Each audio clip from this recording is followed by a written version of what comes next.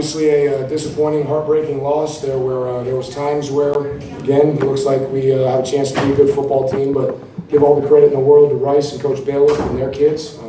They made plays at the end of the game and made calls at the end of the game that put them in position to get a win. So our offense did everything they could to get back down in field goal position and get a game-winning field goal, but at the end of the day, they made a sack on 4th down that ended the game and called a couple timeouts, about a 4-second differential for us to get at least a chance at a punt return, a chance to go, desperation block a punt. So, with that, I'll open it up for questions.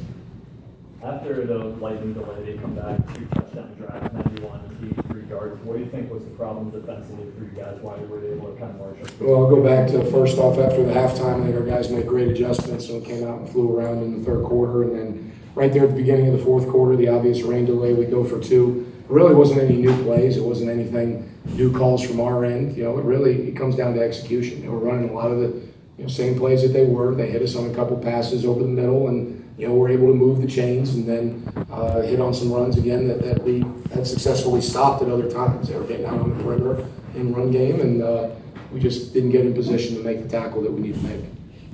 Was there any particular reason Driscoll went in for the 2-point conversion? Yeah, Quez's health at that time, after an hour and roughly 20-minute delay, his ankles weren't ready to go, so we were doing everything we could to get them warmed up and get them ready to go, so it was a health decision.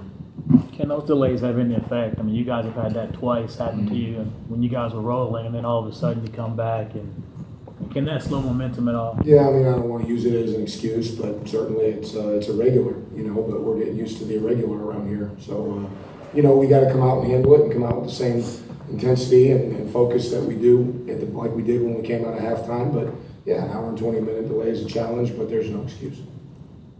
Can you assess Trey Martinez's performance? I'd have to look at film, but there's certainly times where he looked electric. We expected him to be able to do some things. When he got out on the perimeter, he was able to make a few guys miss. I don't have his stats in front of me, but he's got a chance to help us as we move forward. Do you feel the team there's a noticeable difference in them maybe coming out flat after that rain delay? No, not at all. They came out and it really just comes. They had a lot of what looked like outward energy. They were juiced up. They were encouraging each other. Again, you saw the offense move down there at the end of the game.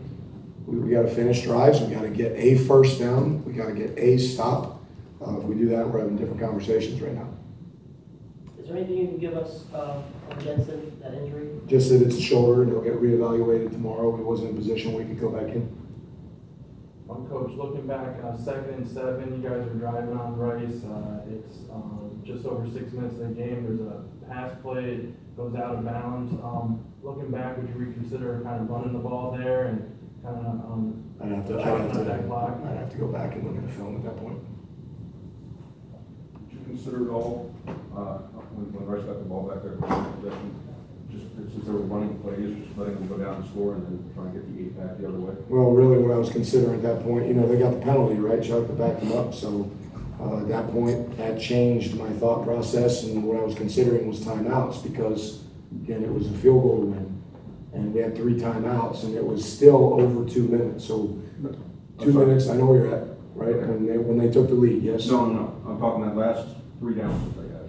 The last 3 downs there at the end of the game? Yeah. They would have gone, yeah, no. No, you did not consider it? No.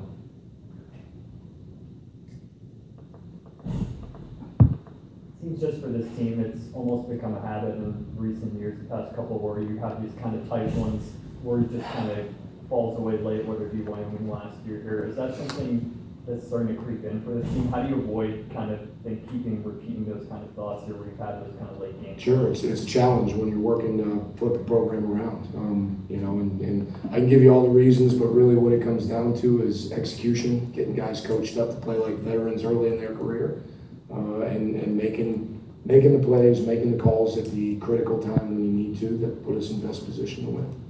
Coach, speaking of a challenge, it's hard to see from the press box. The play where the Rice receiver dragged his foot there, it looked like it was right in front of you. Was that a challengeable play, or you saw something? Here, yeah, we had a long conversation on the sideline with the side judge about that. He thought he saw us get his right foot in. They slow the operation down on plays like that, which they did. The umpire slowly worked the ball in. That's part of their procedure. At that time, I'm talking with the guys upstairs. They see the replay from TV. they confirmed that he got his foot in based on TV replay, so I wasn't going to use the timeout, which we would have lost if I challenged it. How would you assess Quez's performance here today overall, the entire game as a whole? Yeah, I think it's tough because he's not as much of a runner and thrower as he has been because of his health. I think he's doing everything he can to give us a chance to win. Again, he took us down the field there at the end, and we were one first down away from getting ourselves into a game-winning field goal attempt. So there's some good things. We didn't turn the ball over today, so that's a plus. We got to build on that, and with some rain conditions and all that stuff. And, but I think he's doing everything he can based on where he is. Coach, I'm sorry. No, go ahead. How is your locker room after a close loss like that? They're pulling together, doing everything we can to find a way to win. Coach, you talked a few weeks ago about after the Buffalo game, growing up, you have a lot of young guys. Looking at the results you've had over the past few games, do you think they've been doing that?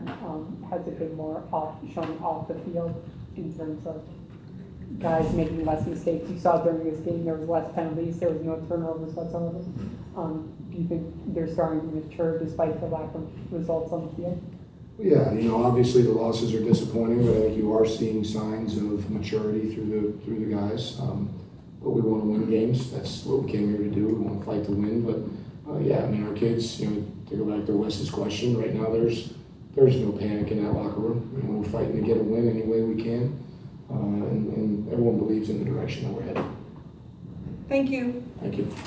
Thanks, Coach.